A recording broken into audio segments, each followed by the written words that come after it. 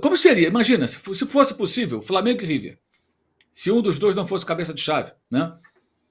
O River viesse da fase preliminar, como o Corinthians, né? Que se o Corinthians, se ele passasse, ele ia cair ele poderia enfrentar o River. Tanto que o Barcelona de Guayaquil enfrentou o River, certo? Então imagine que fosse Flamengo e River. Flamengo e River. Ah, não seria assim, seria? O Gerson ia ficar no banco? Claro que não. Então, assim, não importa o adversário, é primeiro jogo. Tem que ganhar. Tem que ganhar. E tem que jogar bem. Fazer uma grande partida. Eu não percebi essa mobilização, e aí é uma informação. Isso já é um diagnóstico feito lá dentro, tá? Pelo departamento de futebol.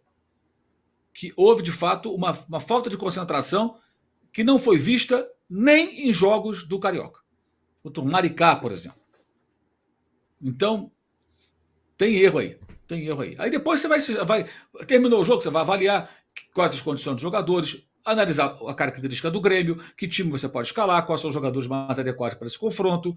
Outra coisa que a gente tem que pensar: os dois zagueiros estão jogando todos os jogos. Ele não está poupando os zagueiros. Não confia nos jogadores da base? Qual o problema? Esses meninos vão ter que jogar em algum momento. Parece que o Danilo agora no domingo volta. Se voltar. Se não confia, era para ter olhado o mercado, né, Mauro? Se não confia. Não, se não confia, então era para ter negocia os garotos, empresta, faz outra coisa. Então volta o João Vitor para base, tem 17 anos. Tá fazendo o que sendo relacionado se ele não pode jogar? Ou pode ou não pode. Tá pronto ou não tá? É isso, gente. É isso. Então, tem até um certo contrassenso, que os zagueiros jogam todos os jogos, né? E outras posições não. O que eu quero dizer é o seguinte: é primeiro jogo. Eu tenho que fazer gordura na fase de grupos para eu poder respirar na frente. E não dá para ficar o Flamengo fazendo papelão em Libertadores. Chega. Não tem cabimento. Isso aí em outros tempos. Por exemplo, eu nem citei a derrota para o León e a eliminação precoce em 2014. Porque aquele time é um time fraco. Ganhou a Copa do Brasil em 2013, mas não era um time bom. Então ali aconteceu. Ali eu não tinha muita expectativa. Ali o erro foi a manutenção do Jaime. Nem o Elias mais. Que o Jaime herdou o time que foi montado pelo Mano, botou o Amaral ali de volante, né? Fez um outro ajuste e funcionou. Mas quem montou o time foi o Mano Menezes. A vitória sobre o Cruzeiro foi com o Mano Menezes, foi o Mano Menezes. E aí acharam que o Jaime não conseguiu fazer. Não vai, sabe? Ótimo cara, gente boa, raízes rubro-negras, mas não era o cara. Então o Flamengo foi para uma Libertadores com o Jaime. Foi um erro de avaliação. Mas aí o cara foi campeão, né? Como é que é tirar? Tem essas coisas também, não pode tirar. E o time não era um time bom. Era um time com muitas limitações. Agora, com esse atual investimento, não tem condições do Flamengo protagonizar esse papelão. Agora, pensem nisso. Se fosse Flamengo e River Plate, como seria? Né? O Boca, se tivesse avançado contra o Aliança e depois contra o Iquique, né? Ele também cairia no pote 4, igual o Corinthians. Poderia ser Flamengo e Boca. Ia jogar assim? Ah, o Cavani vem aí. Não, vamos tirar o Gerson, vamos tirar aqui, descansar o Wesley, não precisa contar com o Pulgar e tal, vem o Boca. Mesmo o Boca não tendo um grande time. Mas seria um outro. Então, pensem nisso. Pensem nisso. Aí que eu vejo a soberba. Aí o Central Córdoba, né? Deixa pra lá, vamos poupar 3 caras aqui e tal, que dá para ganhar. Não deu. Não deu. Não deu e vou mais longe. Nem passou perto. Nem passou perto. Nem foi aquele jogo que você perde 800 gols e uma bola vadia você toma um gol. Não foi isso. O jogo não foi isso. O Mauro, você falou dos zagueiros aí rapidinho, só para a gente não perder esse raciocínio. O Léo Pereira fez um pênalti e não foi bem na partida, e o Ortiz errou muito mais do que o normal os passes. Você acha que isso pode ter a ver com desgaste?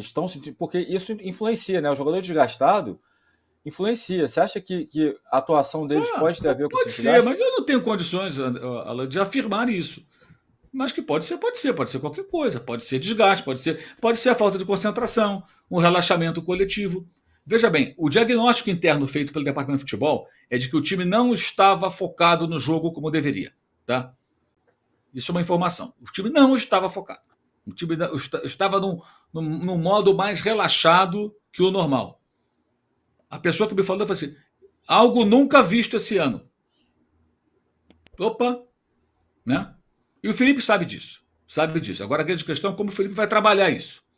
Como ele vai trabalhar isso. De que maneira ele vai lidar com isso. Aliás, um parêntese rápido sobre o Felipe Luiz. Mantenho a minha opinião de que muita gente na imprensa, inclusive, queria o Felipe na seleção para enfraquecer o Flamengo, temendo que ele tivesse uma escalada de sucesso ininterrupta e ganhar tudo.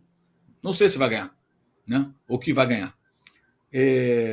Mas fica muito claro pelo jogo de quarta-feira que o Felipe ainda, e isso é bom o rubro-negro entender, ainda é um técnico jovem que não viveu experiências fundamentais na criação da casca necessária para você ser um profissional de ponta. Porque não houve tempo, não é culpa dele, não houve tempo. Foi a primeira vez. Um ano como técnico e nem 6 meses como profissional. Primeiro jogo dele internacional em casa foi esse.